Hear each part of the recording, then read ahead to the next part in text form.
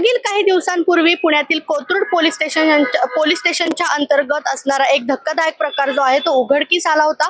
पुण्यातील एका महिलेने म्हणजेच गौरी वांजळे नावाच्या महिलेने एका पुरुषाला गुंगीचे औषध देऊन त्याच्यावर अत्याचार करण्यात आले होते आणि ह्या गोष्टीनंतर अनेक पीडित जे आहेत ते समोर आलेले आहेत। खरं तर या गौरी वांजळे नावाच्या व्यक्तीने आपण वकील असल्याचं भासवत असं खोटं सांगून मी वकील आहे, मी तुमची कामं करते, तुमची कामं करून देते असं सांगून अनेकांची पैशांची जी आहे ती फसवणूक केलेली आहे आणि कुठेतरी जाळ्यात ओढण्याचा प्रयत्न केलेला आहे। खरं तर असे अनेक पीडित जे आहेत ते सातत्याने समोर येत आहेत। त्या गौरी वांजळेवरती गुन्हे देखील अनेक दाखल आहेत, मात्र या गौरी वांजळेला अटक का होत नाही यासाठी आज अनेक पीडित पुण्यातील कोथरूड पोलीस स्टेशन बाहेर आलेले आहेत। पोलिसांना जाब विचारण्यासाठी आलेले आहेत, मात्र या सगळ्या पीडितांची एकंदरीत भूमिका काय आहे आणि कुणाची कशा प्रकारे फसवणूक झाली आहे हे जाणून घेणार आहोत आपण या व्हिडिओच्या माध्यमातून।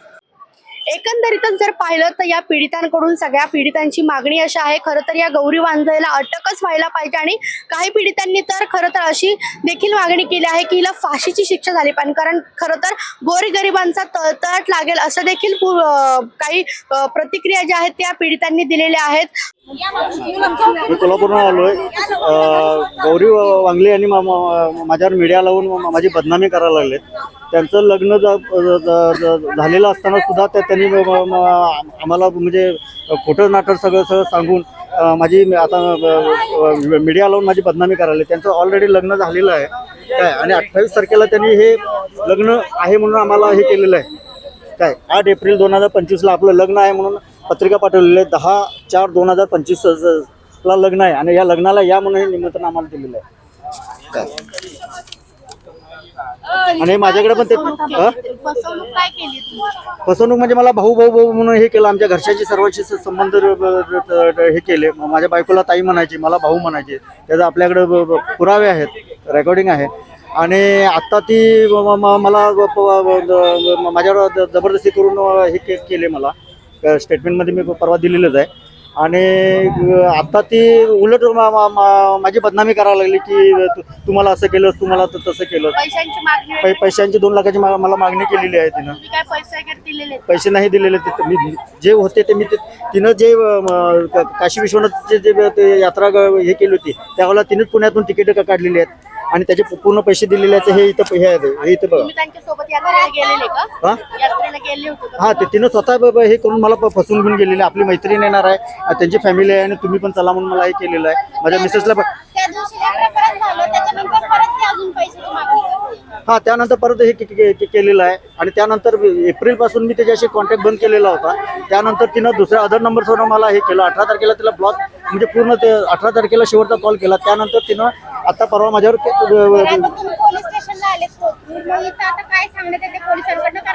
पोलिसांनी मला चांगलं सहकार्य केलं। मी सरांना सांगितलं असं झालंय आणि मॅडमना पण सांगितलं। मॅडमनी चांगल्या प्रकारे हे करून तिच्यावर 308/2 चा गुन्हा दाखल केलेला आहे। परंतु तिला आणि ती आता दुसरं तिने काय केलंय, माझ्याबद्दल मीडिया लावून माझी बदनामी चालू केलेली आहे। त्या आता तुम्ही म्हणताय सहकार्य करतात ते, पण आता एवढ्या सगळ्यांना फसवलंय, तिला अटक करण्याची मागणी तुम्ही हो, तिला अटक झाली पाहिजे। अशी जर बाई बेभान जर राहिली ना, पुरुषांना एक वेळ आत्महत्या करावी लागेल। बाहेर पडतो तोंड दाखवणं मुश्किल होईल। कारण मागणी करताय, आता गेले का तुम्ही पोलिसांकडे, काय सांगण्यात सरांनी सांगितलं की आम्ही तिला अटक करायच्या काय प्रयत्न करायला असं सांगितलेलं आहे। तरी ते काय आपल्याला तेवढं ही माहिती नाही, जे सांगायला ते आम्ही तुम्हाला तसं सांगायला लागलो। त्याच्यावर हे होणार असं म्हटलंय त्यांनी। गुन्हे दाखल झाले ते त्या ह्याच्यात नसेल तर तिला अटक होणार असं आहे, त्यांचं म्हणणं आहे साहेब। मकानदार, मी बेटेगड रोड या ठिकाणी राहतो। एक सर्व्हिसमॅन आहे मी, 18 वर्ष देशसेवा केलेली आहे। तर मला हे गौरी ताई वांजळे हे CP ऑफिसला भेटल्या होत्या। ते म्हणले की नाही का, तुमचं जे पण आहे मॅटर मी तुमचं सॉल्व्ह करून देते। मी असं हायकोर्टामध्ये प्रॅक्टिस करते, मी वकील आहे। मग असं जर 15 सप्टेंबरला भेटले होते, तर आतापर्यंत ते मला नाही का म्हणजे कॉल करतायत, मेसेज करतायत, ते म्हणतात नाही का पैसे दे मला, नाही का माझ्यासोबत राहा, परत काय म्हणतात ड्रायव्हर बनवून राहा। परत मी म्हणलो मॅम मला टाईम मिळत नाही, मी एका ठिकाणी नाही का कामाला जातो। तर असं म्हणल्यावर नाही बोले मी तुला पैसे देते। माझ्याकडे ड्रायव्हर म्हणून असं करता करता घरी यायच्या. परत आईला पण बोलले की म्हणले नाही का, बोले तुमचा मुलगा खूप चांगला आहे. तर माझे आणि माझ्या बायकोचे लोहारा या ठिकाणी वाद चालू आहेत. तर ते मेहुण्याला वगैरे भेटून त्याच्याकडे त्याचा नंबर वगैरे घेऊन त्याला काय पण सांगायला चालू केले. बोले गुन्हा खोटा आहे. 509चा मुंडेवामध्ये आमच्या आईला शिवीगाळ केलेला मेहुण्यानं ते गुन्हा दाखल आहे. तर तिथं जाऊन आपले API आपले सर आहेत त्यांना पण जाऊन ते सांगायला लागली काय पण की हे गुन्हा खोटा आहे. गणेश पिंगोली म्हणून आहेत. तर त्यांना फोन करून सांगते आणि त्यांची रेकॉर्डिंग मला पाठवते.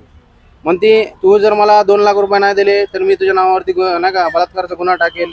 परत नाही का मला म्हणती जर आता काल पण त्यांनी मला मेसेज केलेला आहे. ते म्हणतात की तुझी बोले तक्रार मी हायकोर्टला केलेली आहे. अगर तू पैसे नाही दिलंस तर मी तुझ्या नावावरती गुन्हा दाखल करेन असं म्हणत ती सगळ्यांना त्रास द्यायला चालू करते. हे कुठं ना कुठं तरी थांबलं पाहिजे. कारण की ते मॅडम जे आहेत आपण लेडीज आहे म्हणून त्यांना काय बोलत नाही. ते एक स्त्री जातीची आहे तर त्यांना काय आम्ही काय बोलत नाही. पण त्यांनी काय केलेलं आहे सगळ्यांना वेटीस धरून त्यांना नाही का त्यांनी आमच्यावरती बळजबरी करून पैसे दे अशी मागणी करत आहेत. त्यांच्या नावावरती मुंडवा पोलीस ठाणे ते गुन्हा दाखल झालेला आहे खंडणीचा. आणि परत आता काल पण त्यांनी मेसेज केलेला आहे, रेकॉर्डिंग आहेत. परत माझ्याकडे त्यांचे चॅटिंग केलेले खूप घाणेरडे असे चॅट्स आहेत व्हॉट्सअपवरती. ते सगळे माझ्याकडे प्रूफ आहेत. परत व्हॉइस कॉलिंग पण आहे त्यांचं. व्हॉइस रेकॉर्डिंग त्यांनी मला बोललेले आहेत. लहान आमच्या आई 67 वर्षाची आहे, वयोवृद्ध आहे. त्यांना पण शिवीगाळ केलेली आहे.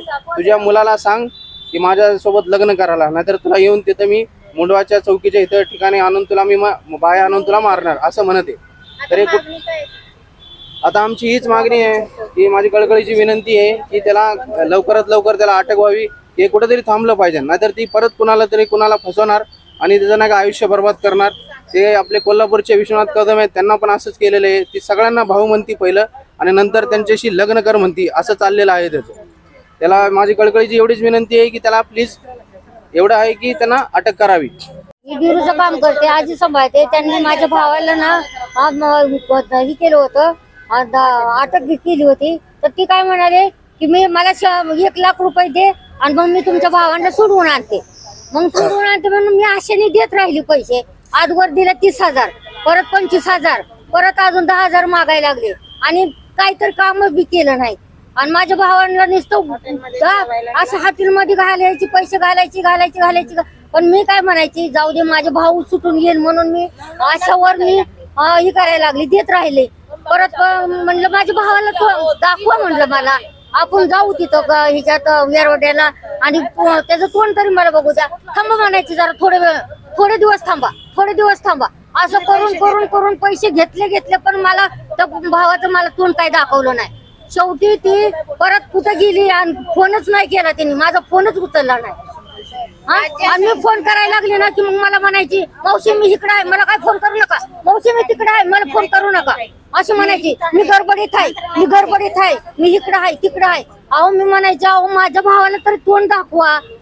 मला बघायचं म्हणल्यावर नको का बघायला, नाही म्हणायची. सगळ्यांना फसवलं तिने. आता काय मागणी तुमची? मला काय नाही, मग आमचं पैसे आम्हाला माघारी द्यावा, एवढंच आमची मागणी आहे. दुसरं काय नको.